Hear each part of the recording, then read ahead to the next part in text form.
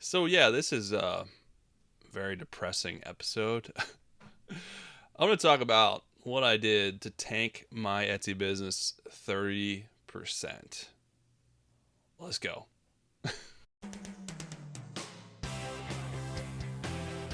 Hey everyone, what is going on?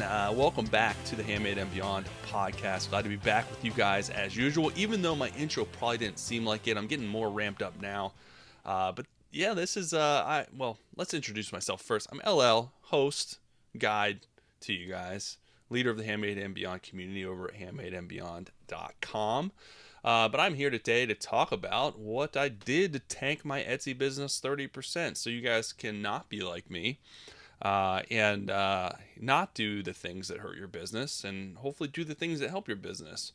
A lot of times I'm on here talking about the things that I've done well, talking about the things that have worked for me. And every once in a while, I'll tell you guys something that I did that wasn't so good.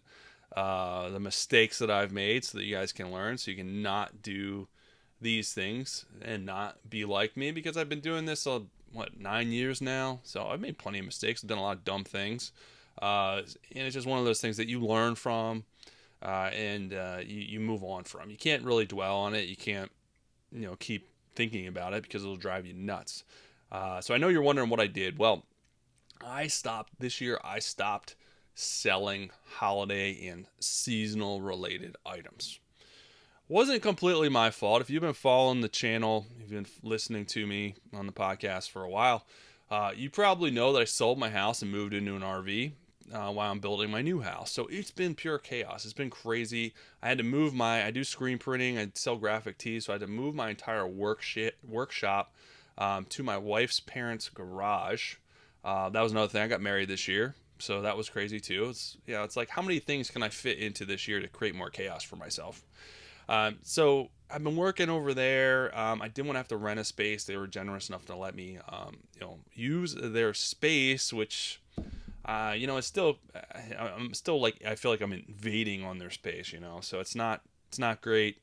I'm anxious to get my own space back. But one problem that created is I didn't have a lot of extra space and a lot of, um, my full setup basically to make new designs, to bring back my seasonal and holiday designs like I normally do. Because one of the things that I teach is if you can for your niche, introduce seasonal and holiday related stuff. It will help sustain your business throughout the year, especially if your business is seasonal. There's usually some type of seasonal element to every niche.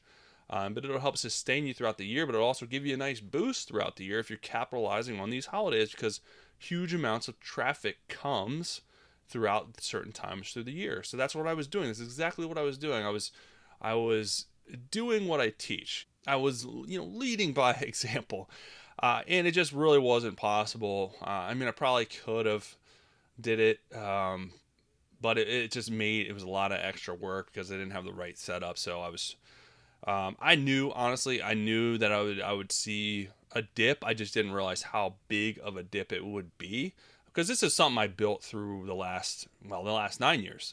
Like I said, and it's something that once you start introducing these seasonal and holiday items, you can re-release them and add to them every year, which is nice.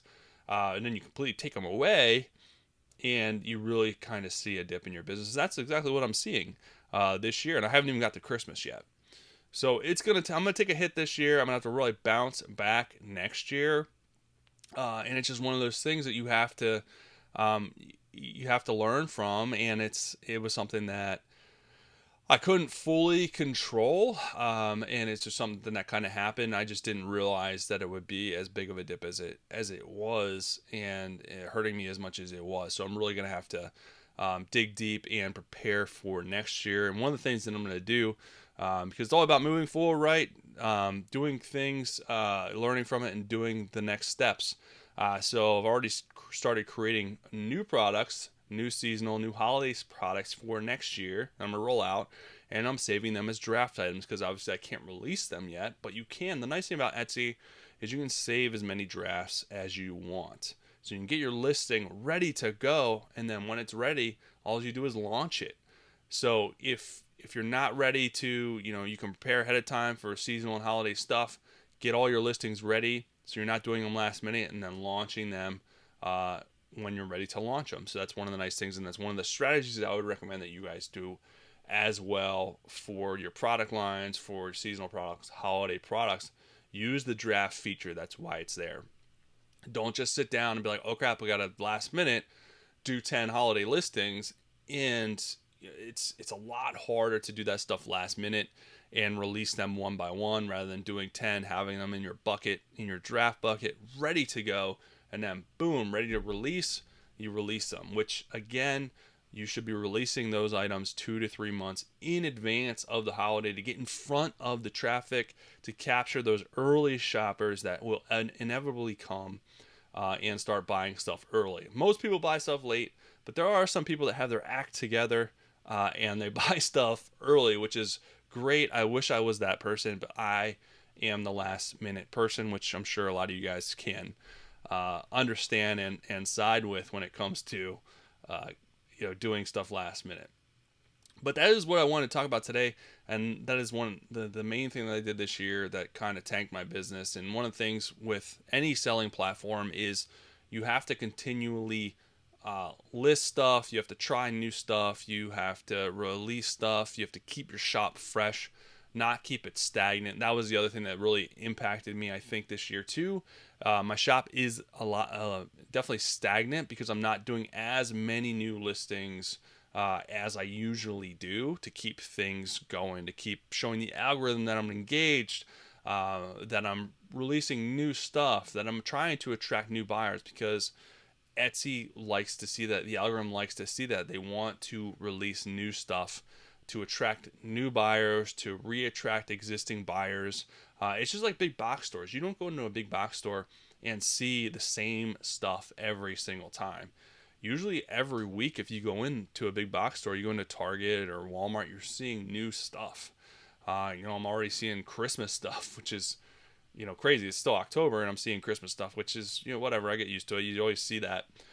There's a radio station that has, they do like the first Christmas item spotting in a big box store. People call in and like, oh, this shop has, or this store has Christmas stuff already, and it's, October 1st. So they have like the first Christmas spotting, which is kind of funny. I heard that the other day. So yeah, that is what I did. Don't be like me. If you haven't done any seasonal or holiday stuff, again, learn from me and try to introduce that in your shop. No matter what your niche is, you can usually do it, whether it is as simple as creating listings that are targeting gift type keywords. It may not be the subject matter of the holiday, but like for Christmas, it may not be Santa, but anything could pretty much be a gift for Christmas. That's why sales explode. Everyone's looking for gifts for somebody. So it just depends on what keywords you're using to target. So think about your products. Can you release new stuff that capitalize on those holidays and seasonal events? Can you use existing stuff that can capitalize on those holidays and seasonal events? And you can increase your sales by hopefully 10, 15, 20, 30%. Get to the point where I dive bombed. But yeah, that is it for today. That's what I wanted to cover. Shorter episode, more of a depressing episode for me to do, but I want you guys to learn from my mistakes so you guys don't do the same things. And if you guys get value out of this podcast, out of this YouTube video, please do me a favor, leave a review, leave a comment, let me know how I'm doing. If you have future topic ideas, let me know that as well. Anything you guys want to hear, want to listen to, want me to talk about, that is what I'm here for. I want to make sure that I am still engaging you and bringing topics to light that you want to hear about. If you don't want to hear about the stuff I'm talking about, then I don't want to talk about it. All right, so let me know how I'm doing. I appreciate your feedback as always, good and bad. No matter what it is, I read all the reviews, all the comments, and I appreciate you guys listening as usual. But that is it for today's episode. I'll be back really soon with another great episode for you guys. Have an amazing rest of your day.